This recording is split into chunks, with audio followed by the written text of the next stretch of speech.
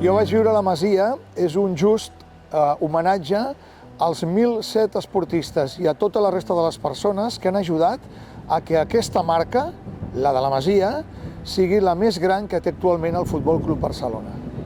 Aquí trobareu anècdotes, històries, el relat de la vida de moltíssims de les grans llegendes del Barça.